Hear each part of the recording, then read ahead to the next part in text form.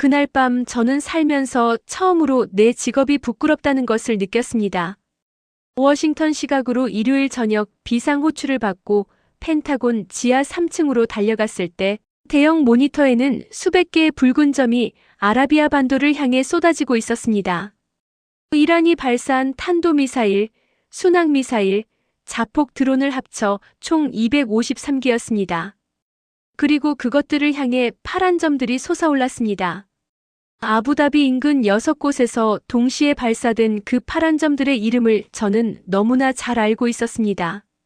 제가 지난 18개월 동안 중동에 팔리지 못하도록 온갖 방법을 동원해 막으려 했던 바로 그 무기. 대한민국의 천궁.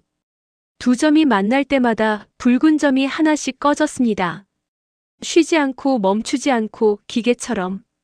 저는 마이클 브레넌입니다. 미국 국방부 산하 국방안보협력국 DSCA의 부차관보를 28년간 지낸 사람입니다. 업계에서는 저를 중동의 무기 세일즈맨이라 불렀습니다. 제 서명이 찍힌 중동 무기 수출 계약만 총 180조 원이 넘었습니다. 그 자신감이 얼마나 오만한 것이었는지를 깨닫기까지 저는 너무 오랜 시간을 낭비했습니다. 일부 50년짜리 독점 시장. 미국이 중동 방산 시장을 지배하게 된 것은 우연이 아니었습니다. 패트리어트, 사드, 호크 중동의 하늘을 지키는 무기들은 거의 전부 미국산이었습니다. 연간 35조 원 규모의 이 시장에서 미국의 점유율은 50년간 89%를 유지했습니다. 나머지 11%는 유럽산 단거리 시스템이 차지했고 사실상 경쟁자가 없는 구조였습니다. 러시아의 S-400은 성능은 있었지만 그것을 구입하는 순간 미국의 제재가 따라왔습니다. 터키가 F-35 프로그램에서 퇴출된 사례 하나만으로 충분한 경고였습니다. 이스라엘의 아이언돔과 에로우는 성능이 검증됐지만 아랍 국가들이 이스라엘제 무기를 살 수는 없었습니다. 정치적으로 불가능했습니다. 그 독점 구조가 영원할 것이라고 저는 진심으로 믿었습니다. 3년 전 부하 직원이 보고서를 들고 왔습니다.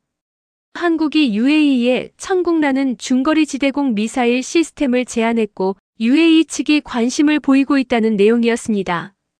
저는 커피를 마시다 말고 피식 웃었습니다. 사거리 40km, 다중 표적 동시 교전 가능하다고요? 그런데 실전 기록이 없다고요? 카탈로그에 적힌 숫자에 불과하다고 생각했습니다. 패트리어트는 걸프전부터 30년간 수천 번의 실전을 거쳤습니다. 한국은 삼성 반도체나 잘 만들면 된다고 생각했습니다. 방공 미사일은 우리 영역이었습니다. 2부 숫자가 흔들리기 시작하다. 그런데 2달 뒤 부하 직원이 다시 보고를 가져왔습니다. UAE가 기술 실사를 위해 공군 사령관을 포함한 17명의 대표단을 한국으로 보냈다는 것이었습니다. 가격 협상용 방문에 공군 사령관이 낀다? 저는 그제야 커피잔을 내려놓았습니다. 일주일 뒤 입수한 한국 측 제안서를 보고 저는 의자에서 몸을 일으켰습니다. 천궁 6개 포대 도입 가격 약 4조 5천억 원. 패트리어트 동일 수량 12조 원. 차액 7조 5천억 원. 그것만이 아니었습니다. 기술 이전 포함. 10년 후 현지 부품 생산 가능. 운용 교육 무상 지원. 레이시오는 절대 기술 이전을 하지 않았습니다. 핵심 기술은 미국이 독점해야 한다는 것이 원칙이었으니까요. 저는 곧바로 대응팀을 꾸렸습니다. 표면적으로는 중동 방공 파트너십 강화팀이었지만 실제 임무는 3가지였습니다. 첫째, 천궁 설치 과정을 감시하며 기술적 결함을 찾아낼 것. 둘째, UAE군 수뇌부에게 패트리어트의 우수성을 꾸준히 각인시킬 것. 셋째, 천궁 도입이 미국과의 동맹 관계에 부정적 신호로 해석될 수 있다는 인식을 심을 것. 저는 UAE 국방부에 공식 서한도 보냈습니다. 천궁을 도입할 경우 기존 패트리어트 시스템의 정비 및 업그레이드 프로그램, 지원 여부가 재검토될 수 있다고. 직접적인 협박은 아니었지만 의미는 명확했습니다. 한국 무기를 사면 미국 무기 사후 지원을 끊겠다는 뜻이었습니다. 하지만 UAE의 결정은 바뀌지 않았습니다. 4개월 뒤 UAE는 천궁 도입을 공식 발표했습니다. 3부 현장에서 본 것들. 저는 직접 아부다비로 날아갔습니다. 눈으로 확인하고 싶었습니다. 현장에 도착한 순간 먼저 눈에 들어온 건 작업 속도였습니다. 1번 포대가 설치에 들어간 지 38일 만에 레이더 차량이 자리를 잡고 발사대 2기가 서 있었습니다. 패트리어트 포대 하나를 세우는데 보통 120일이 걸립니다. 담당자에게 물었습니다. 서두르면 실수가 나오는 법 아니냐고. 그는 조용히 대답했습니다. 3주째 관찰 중인데 기술적 실수를 아직 한 건도 발견하지 못했다고. 한국 팀장 김도현 수석 연구원이 현장을 안내했습니다.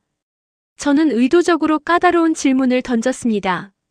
이란이 GPS 교란 기술을 쓸 경우 레이더 정확도가 떨어지지 않느냐고. 그는 담담하게 답했습니다. 천궁 레이더는 능동 위상 배열 방식으로 GPS에 의존하지 않는 독립 추적 시스템을 갖추고 있다고. 저는 다시 찔렀습니다. 실전 데이터가 없지 않느냐고.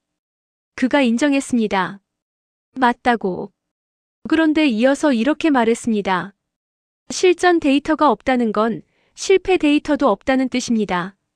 패트리어트는 걸프전 당시 정부 발표와 실제 요격률 사이에 상당한 차이가 있었던 것으로 알고 있습니다. 그것은 방산업계에서는 다들 아는 사실이었지만 아무도 공개적으로 꺼내지 않던 이야기였습니다. 이 한국인은 그것을 제 얼굴 앞에서 꺼냈습니다. 현장을 나오면서 한 장면을 봤습니다.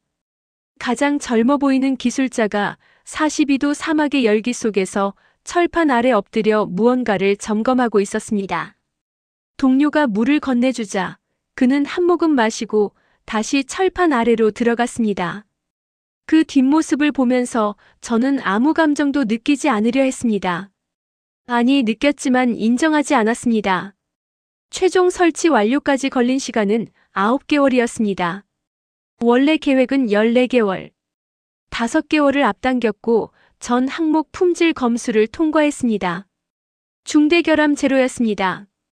통합훈련에서 미 공군이 제공한 표적기 24기 중 23기를 요격했습니다. 요격률 95.8%. 미 공군 감독관의 평가서에는 이렇게 적혀 있었습니다.